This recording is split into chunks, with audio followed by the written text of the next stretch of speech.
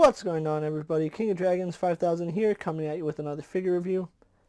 Today we'll be having a look at the Hasbro Marvel Legends Fantastic Four series, Doctor Doom. And so here we have Doctor Doom posing out of the packaging. Before we have a look at the figure, let's actually take a look at what he comes with. Doctor Doom here does come with two head sculpts. He comes with a modern Doctor Doom head. And then we also do get a classic looking Doctor Doom head. Doctor Doom also comes with four hands. We have a pair of fists. We do have a pistol grip hand, and then we have a clenching left hand. He also does come with his Doom Blaster, which fits in his pistol blasting hand, and it also does holster on his side. His final accessory is the left leg of the Super Skrull, which I don't know if we'll get around to building Super Skrull. This is a one figure I really wanted from this series, and having him in hand, I'm going to say not at all disappointed by him. So, with his accessories out of the way, let's actually move on to his detail.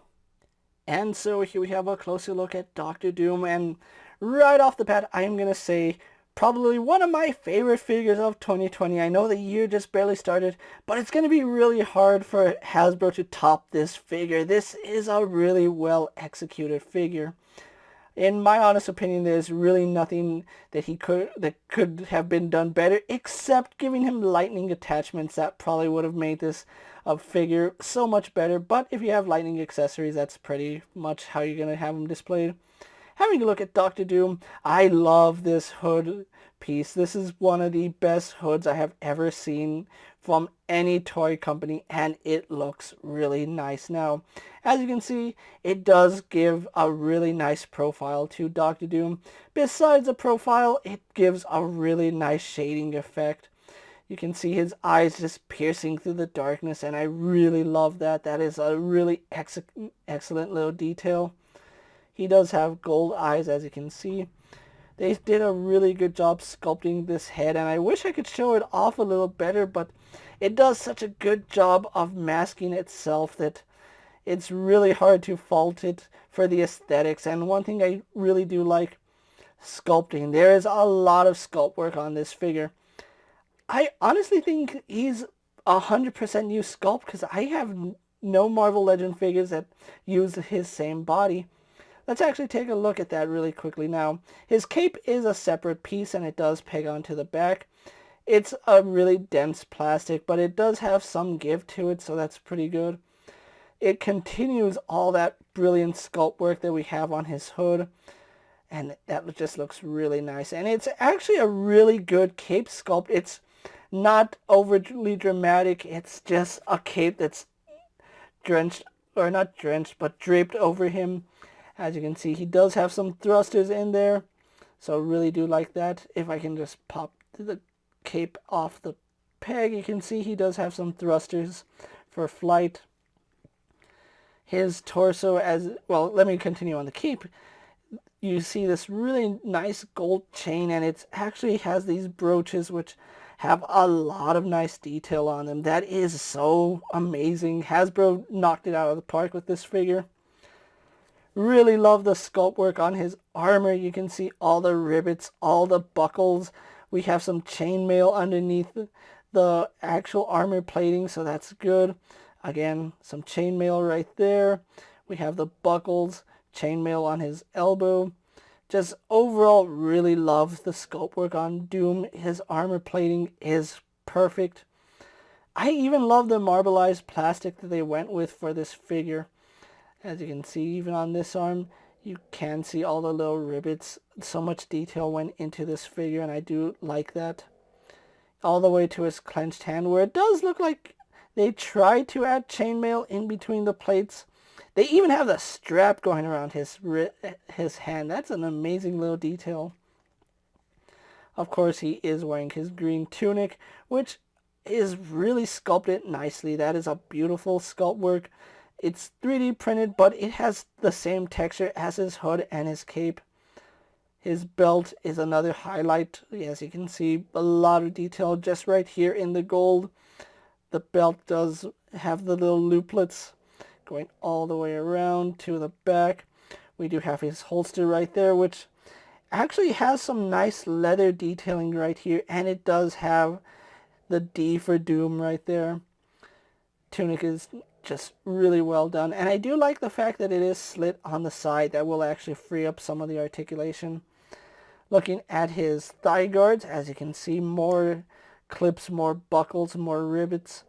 Just overall amazing. Now, if I have one complaint on mine, it's that he has two right calves, or left calves, excuse me. You can see we do have buckles on the outside of his calf right here. On this side, we have buckles on the inside.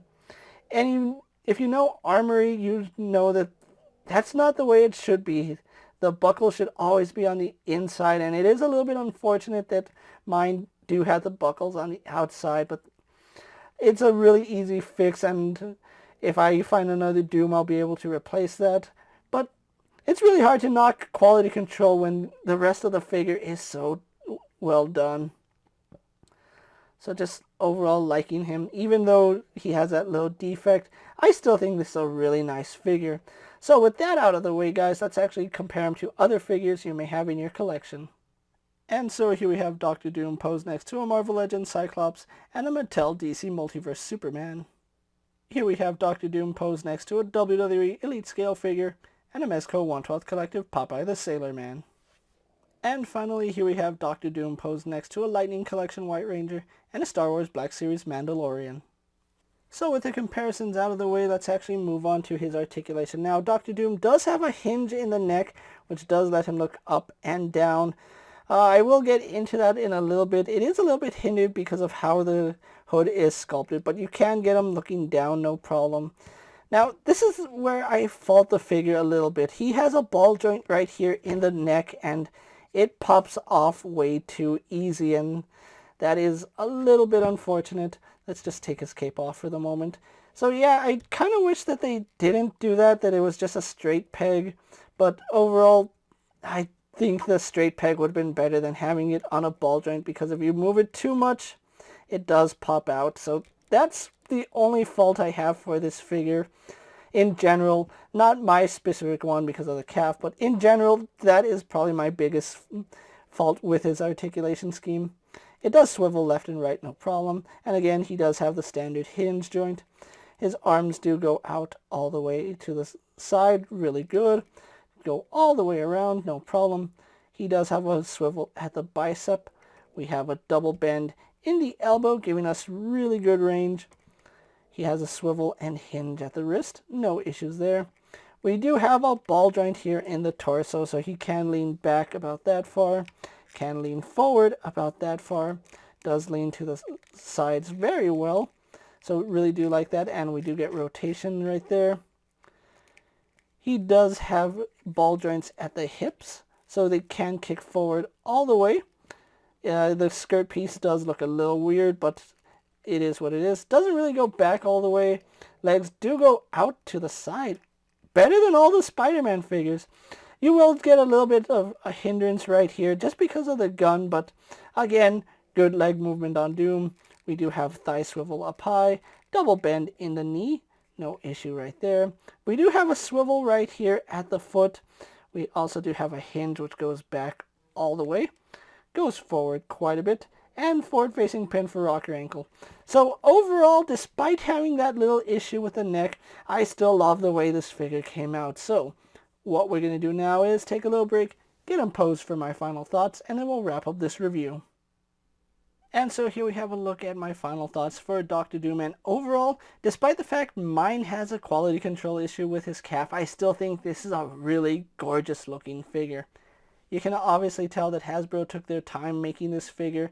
The sculpt work on him is phenomenal. Everything on him is detailed, and to my knowledge, there is no reuse on this figure, which is something I really do appreciate.